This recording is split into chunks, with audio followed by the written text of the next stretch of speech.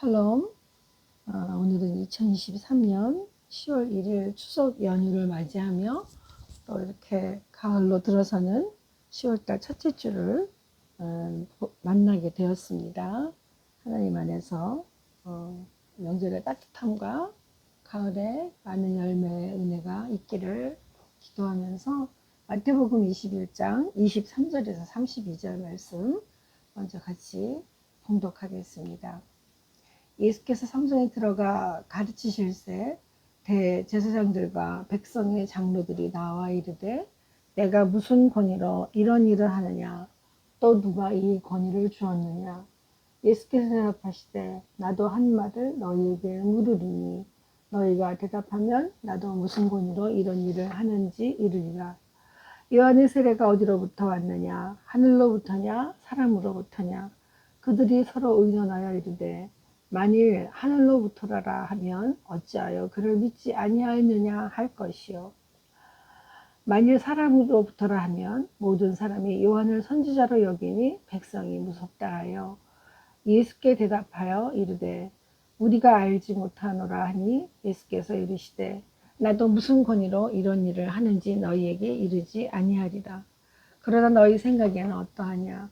어떤 사람에게 두 아들이 있는데 맏아들에게 가서 이르되 예, 오늘 포도원에 가서 일하라 하니 대답하여 이르되 아버지 가겠나이다 하더니 가지 아니하고 둘째 아들에게 가서 또 그와 같이 말하되 대답하여 이르되 쉴소이다 하였다가 그 후에 뉘우치고 갔으니 그 둘 중에 누가 아버지의 뜻대로 하였느냐.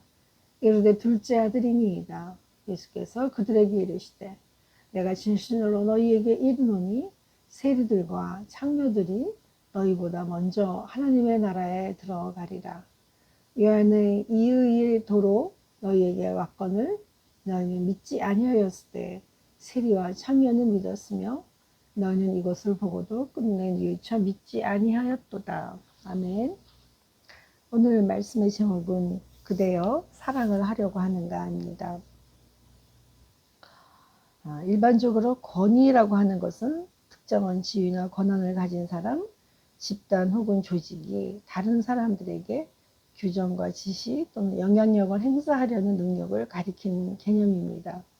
그러나 성서의 주석에 의하면 권위는 하나님으로부터 나온다고 했습니다. 그리고 권위는 하나님 자신에게 있으며 또한 마지막 날의 위임자에게 허락하는 것이고 끝으로 종말론적인 삶을 사는 기독교인에게 이임할 수 있는 것인 만큼 존귀하고 귀한 것입니다. 까라마조프의 형제들이라는 도스토옙스키의 작품에서 소개되는 대신문관이라는 역할을 한 사람이 있습니다. 그는 15세기 종교 재판을 배경으로 100여 명이 기독교인들로서 이단으로 몰렸을 때 화형을 집행하는 그러한 사람으로 나옵니다. 그런데 그곳에 그리스도라고 이름하는 분이 오셔서 죽은 소녀를 살리는 모습을 보게 된 것입니다. 대신문관은 그 그리스도를 체포하라고 명령했습니다. 그날 밤 대신문관이 감옥으로 그리스도를 찾아왔습니다. 주님께 묻습니다. 도대체 왜 오셨습니까? 우리를 방해하러 오셨습니까?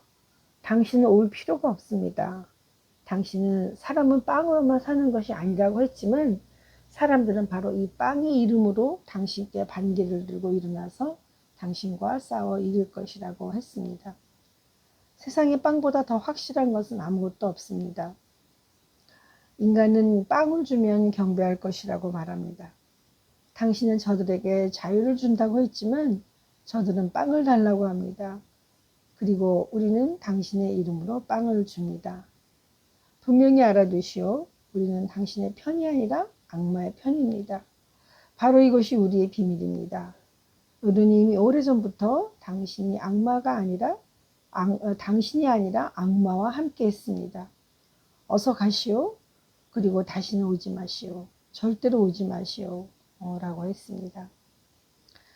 자, 이렇게 보면 하나님께서는 인간 누구에게나 맞는 권위를 주십니다.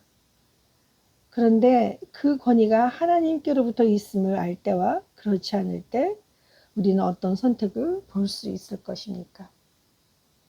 까라마조프 형제에서 등장하는 대신문관이 행하는 그 권위와 화형자들을 살리는 그리스도의 권위는 악마와 천사의 대조로 그려지고 있는 것을 알게 됩니다. 오늘 등장하는 본문은 주님과 종교 지도자들의 권위를 분별할 수 있게 안내해 줍니다. 서로 다름은 자기 생각을 향한 그러한 집중이 아니고 다름을 인정하는 것입니다. 그러나 다름을 인정하지 못하는 사회는 이타성이 없으며 삶의 우선순위가 늘 자기 중심적이고 이기적인 것입니다. 성전에 자리 잡은 대제사장들과 장로들은 삶의 우선순위가 주님의 권위와는 다른 자신의 위치만을 고수하려 했습니다. 그렇기 때문에 23절에 주님께서 성전에 들어가 가르치시고 계실 때 그들이 나와 말하되 당신의 심장을 보여주시오. 누구의 권한으로 여기서 가르치는 겁니까? 라고 권위의 유무를 묻습니다. 주님께서는 갈릴리 변방에서 활동하실 때 그들은 주님의 행적에 관심이 없었습니다. 그러나 성전이 있는 예루살렘에서 그 주님의 활동을 그들은 기득권이라는 권위를 가지고 주님을 어떻게 해서든지 자신의 주유를 사회 안에서 쫓아내고 활동하지 못하게 하려는 것이었습니다. 그런 그들의 속리를 잘 아시는 주님께서는 그들의 간악한 지혜를 도리어 역으로 되받아 물어보시는 것입니다. 24절 25절에 예수께서 물으셨습니다. 먼저 한 가지를 묻겠다. 너희가 내 물음에 답하면 나도 너희 물음에 답하겠다. 요한의 세례에 관해 그것이 누구에게서 온 것이냐? 하늘이냐? 사람이냐? 이 질문을 할 당시에 이미 세례 요한은 그들의 정치적 음모에 의해서 죽임을 당하게 되었습니다. 그렇지만 그들이 하늘에서 온 요한의 세례에 관한 권위를 부정하거나 무시할 수 없도록 스스로 답하게 하신 주님의 지혜에 그들은 말려들 수밖에 없게 된 것입니다. 26절 27절을 보면 그들은 이러지도 저러지도 못하는 상황 속에 주님께 스스로 자신들은 알지 못하겠다라고 하시면서 주님께서도 당연히 너희가 대답하지 아니하고 있으니 나도 너희에게 말하지 않겠다라고 하십니다. 맞습니다. 진정한 권위는 하나님으로부터 옴을 알고 있지만 인정하고 싶지 않고 받아들이기 싫어한다는 것을 사람들은 나타내고 있는 것입니다. 이것이 인간의 본질입니다. 어떻게 해서든지 인간은 하나님보다 앞서고 싶어하는 교만으로 사로잡혀 하나님이 모든 이 삶을 주셔서 누리고 있음에도 자신의 능력이 있기 때문임을 스스로 드러내고 싶은 것입니다. 그러나 주님의 진정한 권위는 믿음의 본질을 찾고자 하는 자에게 스스로 진실과 자유를 찾도록 하시는 것이었습니다. 주님께서는 그들의 무책임하고 표리부동한 처사를 폭로하고 예수 자신에게 임한 마수의 함정을 유유히 걷어내신 것입니다. 여기서 주님께서 자신의 권위에 출처에 대답하지 않는 것은 마치 돼지 앞에 진주를 던지지 말라는 말씀의 실천과도 같다고 할 수 있습니다. 왜냐하면 그들은 믿음의 본질을 떠나서 그들이 필요한 것들만 소유하고 순간 달콤함으로 백성들을 유혹하며 백성들을 자신의 지시에 따라 움직이고 조종하려는 악마의 행위를 하고 있다는 것을 아시기 때문입니다. 맞습니다. 주님께서는 믿음의 본질을 찾고자 하는 자들에게 선택과 집중을 하게 하라고 하십니다. 비유로 28절 23절에 보시면 두 아들의 비유를 소개하시면서 두 아들들에게 포도원에 가서 일하라고 미션을 주셨습니다. 큰아들은 안 간다고 하고 가게 됐고 작은 아들은 간다고 하면서 안 갔다라고 비유하셨습니다. 그들 중에 누가 정말 아버지의 말에 순종한 것인가라고 물으셨습니다. 큰아들을 비유하자면 유대의 교권주의자들, 그리고 둘째 아들은 세리와 창기를 가리키는 것이라고 보입니다. 그런데 비유에서 맏아들은 처음에는 아버지의 뜻에 순종하는 것 같았지만 결국 지키지 않았습니다. 그와 마찬가지로 유대 교권주의자들은 아버지의 유혹을 물려받을 맏아들과 같이 온갖 종교적 특권과 기득권을 향유하면서 하나님의 말씀에 순종하는 듯 했지만 정작 하나님께서 보내신 메시아의 선구자 세례요한과 메시아의 말씀에 귀를 기울이지 않고 배척하고 심지어 죽이기까지 한 것입니다. 반면에 둘째 아들은 겉으로 보기에는 하나님께 반항적이며 반율법적인 세리와 같은 창기와 같은 그런 사람들이지만 그들은 세례 요한의 회개의 세례를 받으며 예수님의 말씀에 순종하였던 것입니다. 여기서 선택과 집중을 통해 우리가 얻는 교훈은 다음과 같습니다. 우리들은 입으로만 주여 주여 하는 자들이 되지 말고 자신의 삶 속에서 하나님의 뜻을 실천하는 자들이 되어야 한다는 것입니다. 두 번째로 하나님 앞에서 너무 늦어 회개할 수 없는 죄라는 결코 존재하지 않는다는 것입니다. 둘째 아들은 순종하지 않겠다고 하고 바로 회개하고 아버지의 뜻에 따르는 자가 된 것처럼 하나님께서는 언제든지 자신의 죄를 자백하면 모든 불의로부터 우리를 깨끗게 하여 주신다고 하십니다. 하나님의 나라는 혈통이나 지식으로 얻어지는 것이 아니라 하나님의 말씀에 대한 순종으로 얻어진다는 것입니다. 유대 종교 지도자들은 하나님의 말씀의 해설자로 자처하고 하나님 나라의 유업의 이율자로 생각했지만 결국 주님께 의롭다함을 인정받는 것은 결코 그들이 아니라 주님의 말씀에 순종했던 자들이라는 것입니다. 그렇습니다. 주님께서 하시는 일은 주님의 사람을 통하여 하나님의 나라를 세우시려는 것입니다. 주님께서는 하나님의 자녀들이 하나님의 말씀을 세우며 따르기를 기다리고 계십니다. 맞습니다. 포도원 농장 주인인 아버지는 두 아들을 통해 믿음의 열매를 거둬들이려고 기다리시고 결국 아버지의 말을 순종하는 아들을 세우려는 것이었습니다. 이것은 맏아들, 작은아들 이런 우선순위가 정해져 있는 것이 아니라는 것입니다. 아직도 우리나라에서는 추석 명절과 또 이런 대규칙들과 또 집안 규칙들을 지키고 살아가는 그 우리나라의 특유의 고유의 문화가 남아 있습니다. 또한 아무리 세월이 변한다고 해도 남성과 여성의 존재감이 다르고 또한 집안에서 장남과 차남 등 서열이 다르고 있습니다. 그렇지만 이러한 개념들이 많이 깨지고 흔들리면서 사실 우리가 살아가기가 혼란스러울 때가 있습니다.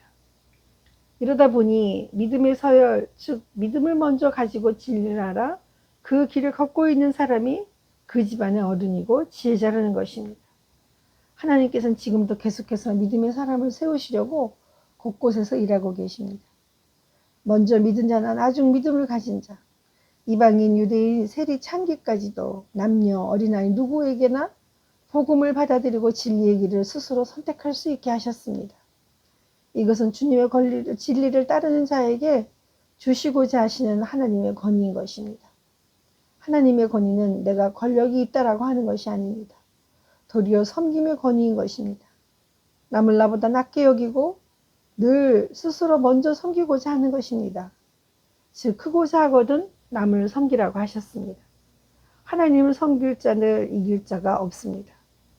주님을 섬기는 자의 권위는 하늘에서부터 부어주시게 되어 있습니다. 그리고 주님의 말씀에 순종하는 자만이 이 비법을 찾아갈 수 있는 것입니다. 또한 그런 자들을 주님께서 먼저 세워주신다고 하셨습니다. 32절을 보시면 요한이 의의 도로 너희에게 왔거늘 너희는 그를 믿지 아니하였을 때 세리와 창녀를 믿었으며 너희는 이것을 보고도 끝내 뉘우쳐 믿지 아니하였도다. 아멘. 그렇습니다. 우리나라 기독교 초기 복음이 전파될 때 사대문 안에 있던 경복궁과 가까운 안동교회는 양반들만 다니던 교회였습니다. 그런데 복음 전파는 양반들과 그 양반집에 부리던 몸종들에게까지 동일하게 전파됐습니다. 그러자 안동교회는 가운데 줄을 긋고 양반과 상놈이 같은 자리에 앉지 못하게 했습니다. 또한 선교사들이 모여서 테니스와 공놀이 할 때 움직이는 것은 노동이라 생각해서 양반들은 같이 운동하지 않고 밖에서 의자에 앉아 선교사와 몸종들이 운동하는 것을 관람만 했다고 합니다. 결국 몸종들은 시대가 달라지고 글을 배우고 새로운 서양 문물을 익히고 성경을 알게 되니 진리와 정의에 공평하신 하나님을 알게 되었습니다. 그리고 그들은 동대문 시장과 가까운 종로가에 연동교회를 세우게 되었습니다. 100년이 지난 훨씬 지난 지금 연동교회, 안동교회 어느 곳이 더 교세와 수많은 순교의 인물들이 배출되었겠습니까? 뻔한 질문이죠. 바로 그것입니다. 진정한 권위는 시대와 삶 그리고 세상을 변화시킬 수 있습니다. 지금 주님께서 우리에게 이렇게 질문하고 계십니다. 진리를 알려고 하는가? 진리를 살려고 하는가? 사랑을 가지려고 하는가? 사랑을 하려고 하는가? 아멘. 기도하겠습니다. 사랑의 하나님 감사합니다. 주님께서 우리를 창조하시며 온 지구를 우리에게 선물로 주실 때는 정말 하나님께서 사람을 세우시기 위한 오직 하나님으로부터 나오는 권위를 허락하시기 위하여 만물의 영장으로 하나님의 형상을 닮은 자로 하나님의 사람들을 세우려고 하셨습니다. 그러자 하나님 그것이 마음대로 되지 않아 주님께서 하나님의 능력을 받고 하나님의 아들로 이 땅에 오셔서 결국 십자가에 달리시며 만인류의 구원을 위하여 그 고통을 감당해 내셨습니다. 하나님 섬기는 자가 가장 큰 자라고 말씀하신 것처럼 섬김의 도안에 그 근원이 사랑으로부터 왔음을 다시 한번 깨닫게 하시고 하나님 오직 하나님의 아름다운 사랑의 권위가 하나님 속성에 있고 우리 자신에게도 똑같이 부어줬음을 기억하며 주님을 겸손히 따르는 하나님의 사람들이 다 될 수 있도록 은혜를 허락하여 주시옵소서. 감사드렸고 예수님의 이름으로 기도드렸나이다. 아멘.